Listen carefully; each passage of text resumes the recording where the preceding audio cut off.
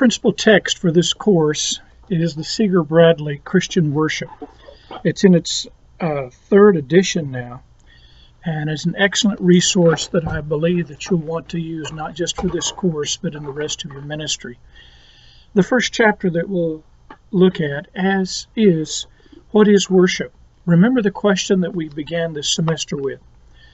How do I know when I've worshiped?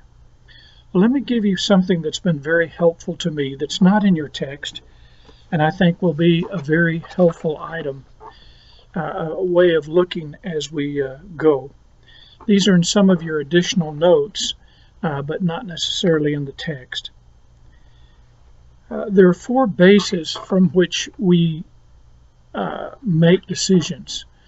We make decisions based on God's Word, which is our ultimate authority, by history and tradition. We don't have to relearn how to tie our shoes or all this stuff every time. The history of how we've done it before, why someone has done something, is very helpful.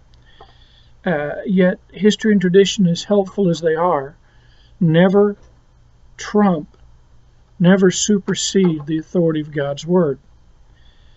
And we also make decisions by our intellect. God has given us this gift to be able to understand and logically figure out things, to discern right and wrong, or what's good and best and better.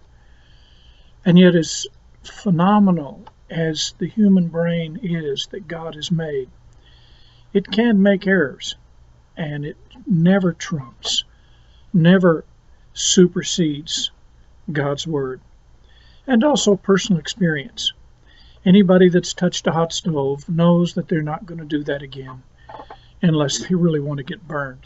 Our personal experience helps guide us, but personal experience can also be flawed and have errors. And when we walk through our worship experience, as we look in this first chapter, ask yourself, on the basis of which of these four am I making the decisions about whether I am worshiping or not? Is it how I feel, that is my personal experience? Is it just how I feel, my personal experience? Is it what I think I'm doing? Is it what I've always done, history and tradition?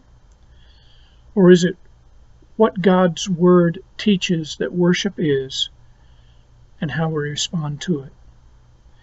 A definition that I've used for a number of years is that worship is our obedient response to God's revealed nature and character.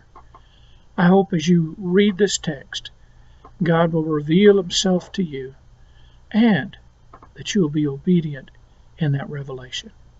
God bless.